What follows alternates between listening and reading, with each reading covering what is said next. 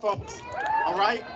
So I need you to go to your Safari, and you can go to your Safari and type in vote.gov. Straight from vote.gov, you will be able to register to vote. Okay? And I need you to complete that. That is an obligation, because to ensure that we have change, it starts with our polls. We must vote. It's a mandatory thing. Okay? We must have elected officials that are going to honor us with integrity. Now, when I was thinking about what I would want to speak up here, I was really struggling. But guess what? I asked for a message from God, and He has always delivered for me. So today I have a message from God once again. If you look at the Gospel of Luke, Luke 18, there's a verse in there, and it's a parable between a widow and a judge. And that widow goes to the judge, and she says, "Grant me justice against my adversary." And the judge shuns her away. And she comes back the next day, "Grant me justice against my adversary." And he shuns her away. And she keeps on going, day after day after day, relentlessly, committed. And eventually, that judge, he comes back to her, he talks to himself, and he says, "Not that I really care about her justice, but she is driving me so crazy, so I will see that she gets justice." That story is applicable to us today. How committed are you?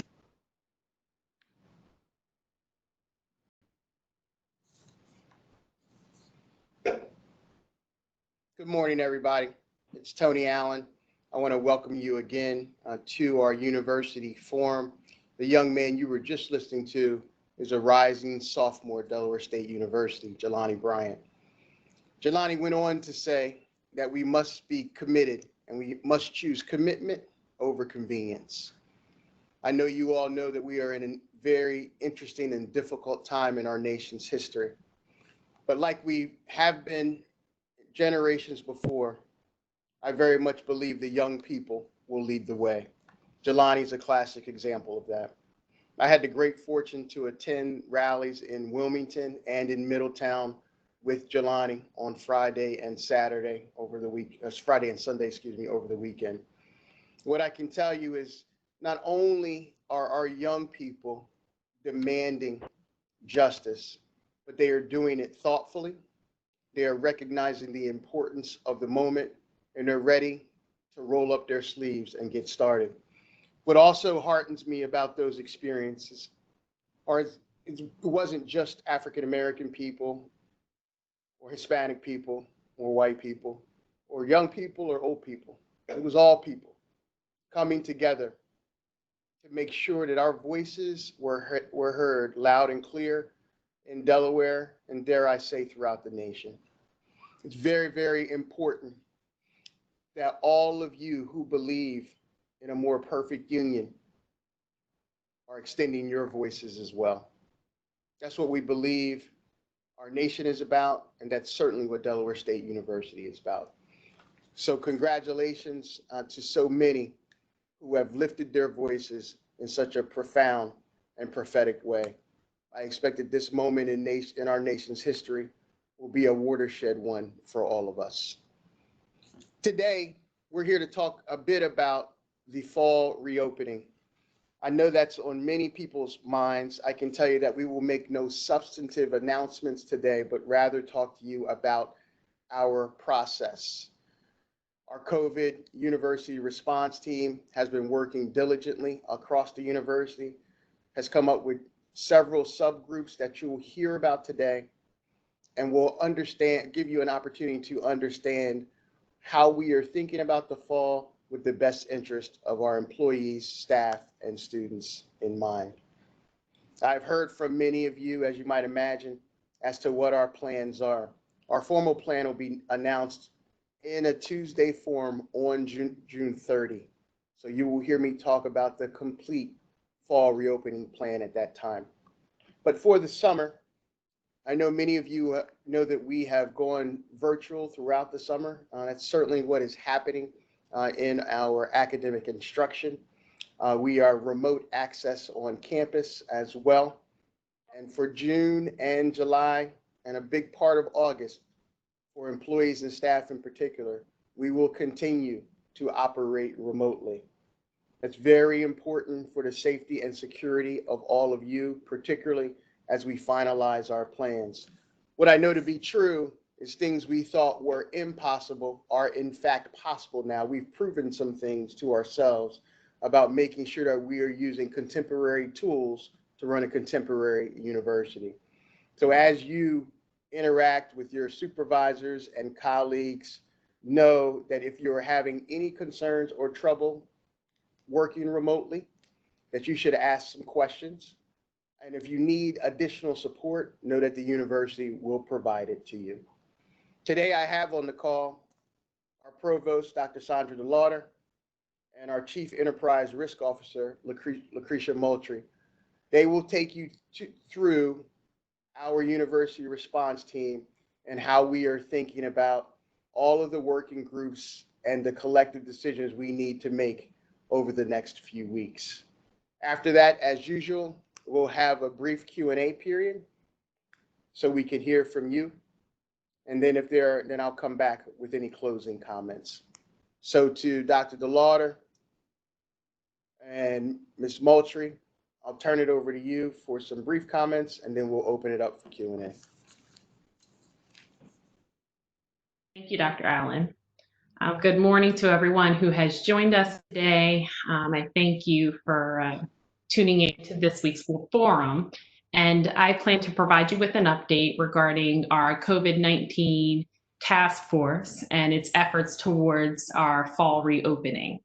Back in March, the president assembled the COVID-19 task force to lead our planning efforts, as well as provide the university community with regular updates, resources, and directives to ensure that the health and safety of our university and our broader community were maintained. To date, the task force has effectively planned in order to sustain operations and educational activities while minimizing COVID's impact on our campus. And our efforts continue in this regard. As we transition into fall, it's critical that we change our approach with regard to our planning efforts. What we've done at this point is engaged our faculty and staff in the process. We've established a COVID-19 management structure, which we call the COVID response team. And that's what I plan to walk you all through today. I have a slide, which you'll see on the screen, which gives you an overview of the structure. So at the top of the structure, of course, is our president, Dr. Tony Allen. And you'll see off to the side is what's called a funding task force. This is a team that regularly reviews opportunities for the university to secure federal, state, or other funding to support our COVID-19 efforts. This is a critical piece of our work because it's important that we not only plan, but it's important that the university, of course, has the resources that are necessary to operate and keep our campus community safe. Just below the president, we have the COVID-19 task force. That's what the body that I discussed earlier, which is below the president, and it continues to meet on a daily basis. And what we do is regularly assess the university's needs and lead our planning efforts. What follows below the task force is the new structure, which contains small cross-departmental teams, which are led by some of the members of the COVID-19 task force. This pushes the planning process throughout our university.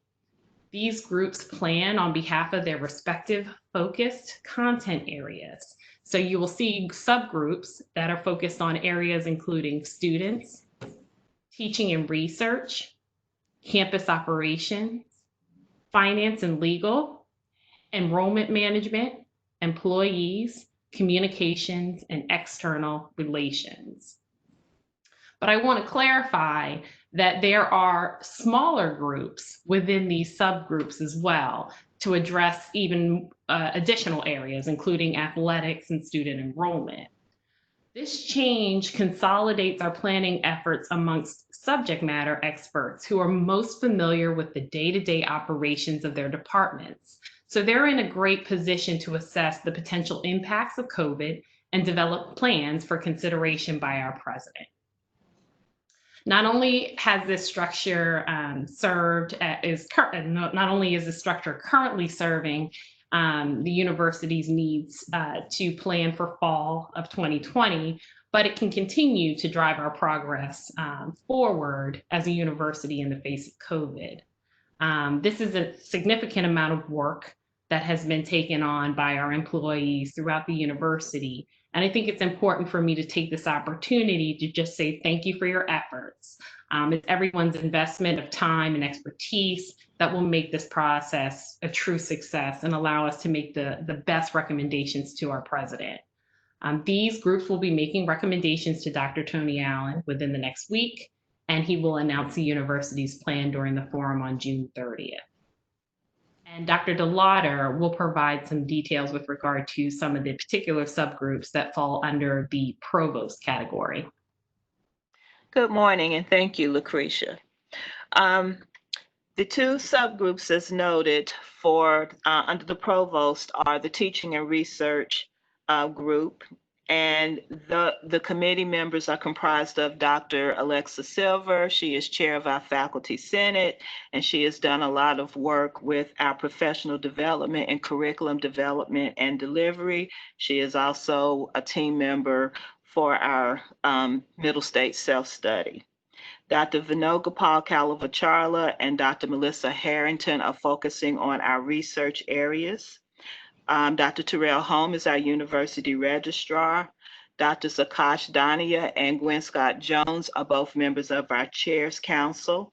And Ms. Terry Jeffries is Assistant Dean for our School of Graduate, Adult, and Extended Studies, and that unit houses our Office of Distance Ed and Learning Technologies. So the team is also being convened by our Associate Provost, Dr. Clachise Watson. She has been charged with convening both groups and providing updates to me. So as noted, the areas that the COVID response subgroup team are looking at are in the area of faculty training and engagement, remote learning and course design, approaches to courses and research that are less feasible for remote learning. They're also looking at officer-sponsored program processes, the post-award contracts and grants area, credit and graduation policies, and accreditation. As some of you may know, Academic Affairs did hold a faculty forum 2 or 3 weeks ago where each college dean and the graduate school all provided their recommendations for implementing the transition plan. And some of the areas that we've noted are around social distancing and protecting our personnel that may be immunocompromised or may be taking care of, or may be caretakers to someone in their home that may be immunocompromised. And so they've developed their recommendations. The teaching and research team is taking a look at those recommendations and then refining any points in those areas. The teaching and research team did convene on June the 5th, and they have provided some recommendations. Of course, they will continue to refine until we have a formalized recommendation to send to the president. Currently, they are looking at keeping all traditional courses as scheduled and list them as hybrid in the schedule. Hybrid meaning either face-to-face if necessary or synchronous, for the synchronous as defined as a hybrid. They're also looking at laboratory courses that require laboratory and providing recommendations for virtual lab assignments where possible. Again, we already have several departments that are already offering online programs. Those will remain intact. And generally those are offered under an accelerated 8-week schedule. Thereby you're able to complete essentially 2 semesters in one. That will continue as pre-COVID. Departments that have enrollments larger than 40 students, they will be looking at breaking up those sections, working with our Office of Distance Ed Learning Technology, the registrar, and the department chair. And then in the area of research, again, most of you may know that our College of Ag Science and Technology has primarily been, they have been here doing research since mid-March when we had to begin remoting in. And so phase one will look similar to what's going on right now. Again, practicing social distancing, wearing the proper protective equipment, and holding to those sanitation guidelines. So that will continue as current. In phase two, oh, and also, of course, they're having regular lab and research meetings. Those are all being managed remotely. Under phase two, there are some areas of training and research that require close proximity, instrument training, joint data collection, et cetera. Those areas are being developed now, again, with the recommendation on the proper protective equipment in order to implement those areas. Human subject research is another area where, again, research projects that involve collection of data from human subjects that can resume, again, holding to the necessary protective equipment and sanitation SOPs. Phase three, we would then be able to invite our implement our undergraduate research or resume our undergraduate research activities under phase three, again, with the proper equipment, practicing social distancing, et cetera. And in phase four, returning to what we would consider our new normal. So those are some of the areas that our teaching and research group, they're doing a very involved and comprehensive job there. And again, I thank them for their work in this area. The student life group is comprised of Ms. Jarso Segbe. She's in our Office of Student Success. Professor Lori Crawford is president of our acting president of our AAUP. Ms. Rhonda Thompson, our associate registrar. Ms. Jasmine Buxton is the associate vice president in student affairs. Ms. Erin Forgan is in Student Health Services, Mr. Keith Coleman, Student Housing, and Mr. Kevin Noriega is the director for our Opportunity Scholars Program, also known as our Dreamers. This group did meet twice last week, and they are looking primarily at the student life piece, the housing targets, how many students can we safely house on campus, and then building out the health and safety supports around those targets. We're looking again at the student advising, registration, the individualized development plans, all of those student success pieces that we have pre-COVID. How can we adjust those for the new normal? Looking at our student engagement, making sure that we're staying on target with our retention, graduation, and job placement. So they are looking at career services. Along with the housing piece, we have to also build out a move-in plan. So right now, there is a move-out plan, but come fall, we would have to build out a move-in plan. And then also dining. So those are some of the areas that our student life group are considering in building out their plan. And I'll stop here. Thank you. Thank you, Dr. Lauder. Thank you, Ms. Moultrie. I want to get right to questions. Daryl, you have some questions in the queue? I do. I just have a couple specific to this. Will there be time to provide training for students, both present and prospective, to help them be an effective learner in this new environment? Yes, I think that the work groups are taking that into account as well. I wouldn't just say students. I would say that for employees and faculty too. It is a different kind of environment. Just to give you a sense of some of the things that Dr. DeLauder and team are thinking about, she mentioned the notion of hybrid learning. There is a scenario where we could be housing students on campus, but their instruction largely be virtual, which would continue to some degree what we started since the COVID crisis has begun. And we are clear that our students and our faculty will need additional supports to make sure that kind of instruction is effective. Madam Provost, would you add anything along those lines? I would just note here that when we transitioned, our Office of Distance Ed Learning Technologies provided training opportunities for both faculty and students. Dr. Silver is working on training opportunity for our faculty this summer to refine some of their abilities in the distance or remote learning space. And of course, our Center for Teaching and Learning offers training opportunities around the academic year. That was pre-COVID, and that will continue.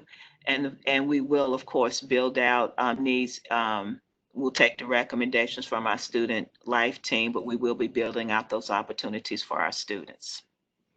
And Dr. DeLauder, could you talk just a little bit about the survey we fielded a few weeks ago?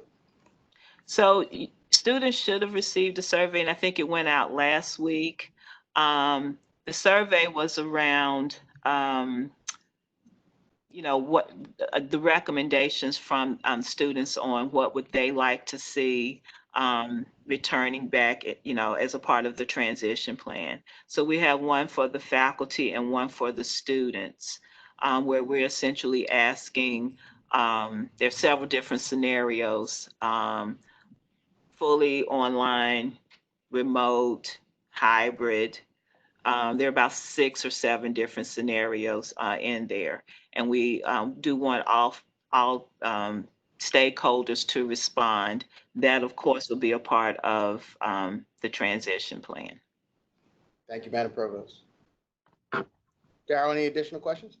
I think that a number of questions are addressed for the fall, which I think based on your comments initially, we're going to talk about that on June 30th.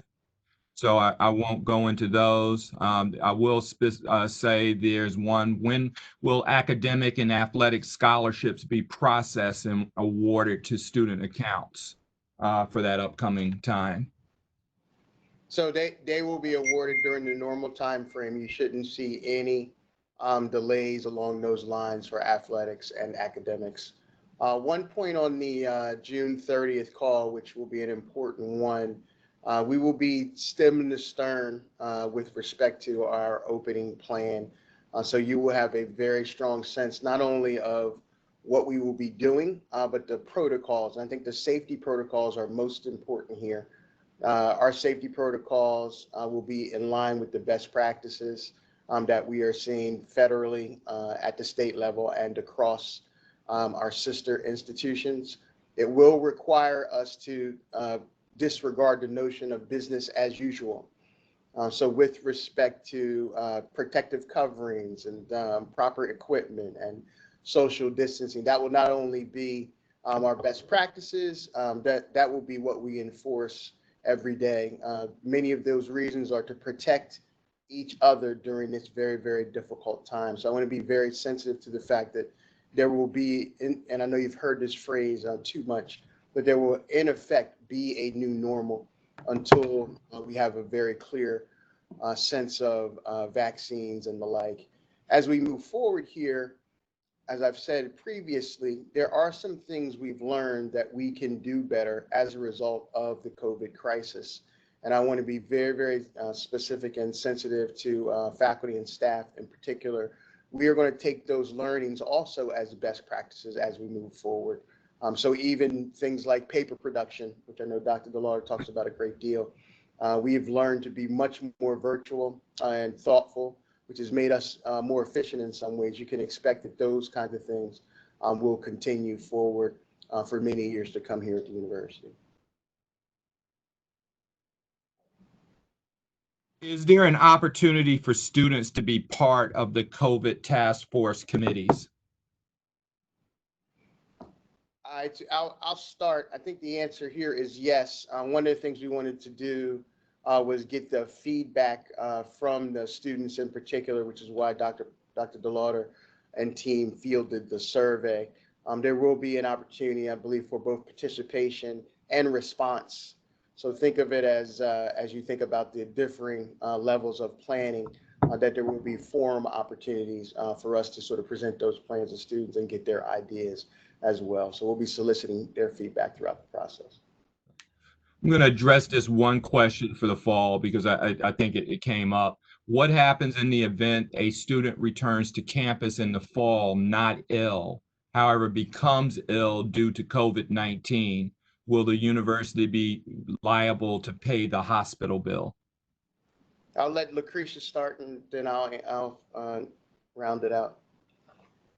So I think the best way to sort of package my response to this is to talk about it generally. We know that right now, COVID is a virus it's highly contagious, and that at this point, there's no vaccine for it, right? So as we see through the governor's plans, we are transitioning back to certain levels of activity in our communities, whether it be at our academic institutions or just our day-to-day activities related to work or grocery shopping and the like. So as we start to become more engaged in the community, two things. We have an obligation to operate as safely as possible, whether we're talking about individuals or the university.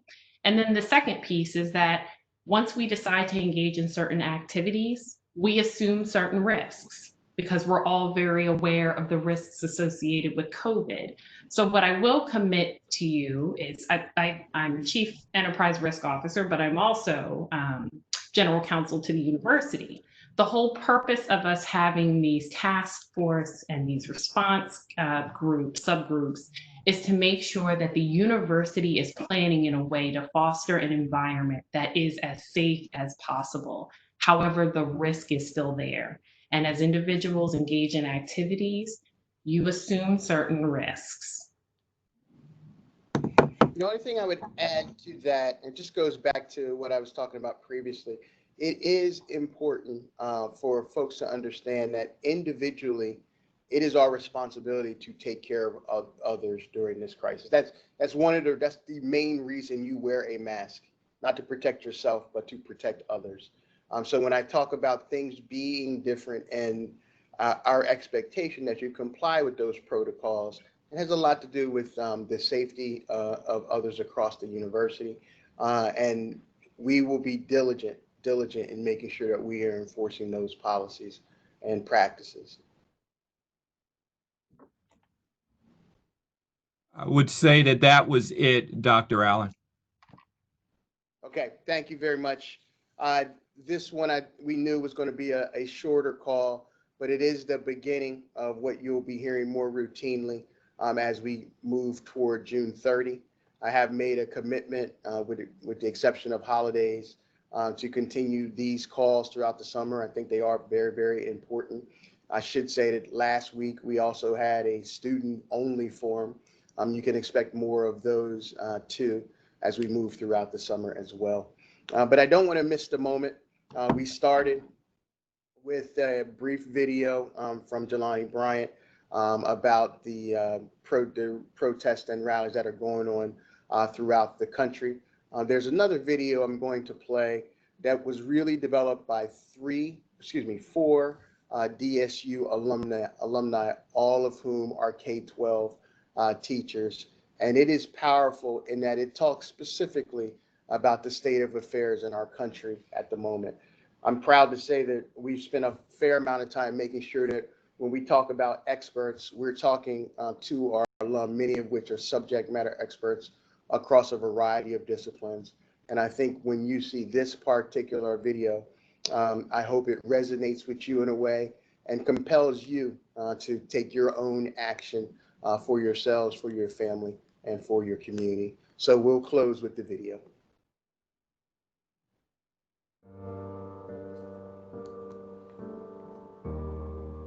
To my kindergarten students. To my elementary students. To our middle school students. To my high school students. To my students. To my students. students. From William Henry. To my students. It's okay to be sad. It is okay to feel scared. It's okay to be angry. There is no right way for you to process all of the events that are happening in our world today. Everyone will not understand how you're feeling. But we see you, we hear you, and we feel you. Your feelings and thoughts are valid.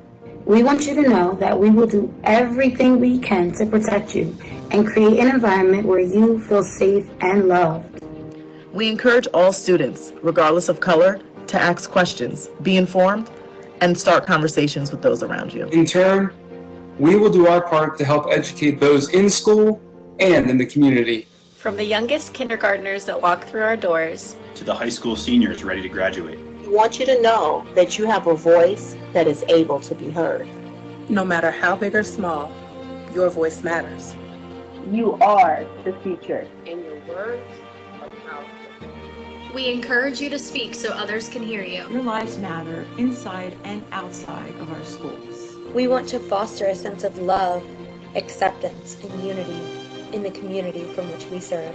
To our Black students, your skin not only represents the strength of those before you, but it is a representation of worldwide influence. It is a reminder of the strong Black leaders that fought for you to be here and the Black achievers who made change. Now it's your turn to lead. You come from a strong lineage. Be confident. Be resilient. You have to value your education and use it to change the world. Although we shouldn't have to deal with injustice, we are strong and we are built for this. Love and unity can overcome it all. To our fellow educators, we hope this thing together in solidarity as we fight for the rights of our students. The Delaware State Education Association acknowledges that educators' silence speaks volumes during times of racial tension or violence. Our students are listening. As teachers, it is our obligation to commit ourselves to lifelong learning. We must learn how to support diversity in our classrooms and be agents of social change. Our schools must work to become trauma-informed as more of our students are being exposed to first or secondary traumatic stress. It is a fact that 1 out of every 4 children attending school has been exposed to a traumatic event that can affect their learning and or their behavior. We must be there to support and uplift our students through times like this. As stated by the National Education Association, our goal should be to spark an ongoing movement of critical reflection and honest conversation in school communities for people of all ages to engage with issues of racial justice. It must begin with us. Together, we have the power to bring light into a dark world. This is why we are educators. This is what we do. It is now our time to take a stand. It is not enough for us to simply be not racist. We must be anti-racist. To ignore these racial tensions is the same as ignoring the struggles of many of our students. We are committed to using the power of education to battle systematic racism and oppression.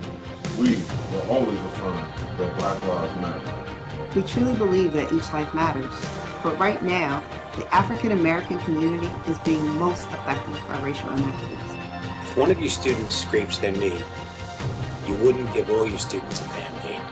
Instead, you would focus on the one who was hurting. We will strive to put these kindness and respect to bring everyone together despite the racism existing. As the NEA states, we choose not to accept these conditions as they exist, but to accept the responsibility for changing them. To our students, we will fight for you. We will strive to set the best example for you. We will be successful in making this world better for you. George Floyd, Ahmaud Arbery, Oscar Grant, Breonna Taylor, Alton Sterling, Trayvon Martin, Tatiana Jefferson, Sandra Bland, Ayana Jones, Eric Gardner, Sean Bell, Philando Castile, Walter Scott, Samuel DuBose, Tamir Rice, Terrence Crutcher, Ronnie King, Michael Brown, Emmett Till, and countless others. Their lives matter. Your life matter. Black Lives Matter. Black lives matter. Black Lives Matter. Black Lives Matter. Black Lives Matter. Black Lives Matter. Black Lives Matter. Black lives matter. Black lives matter.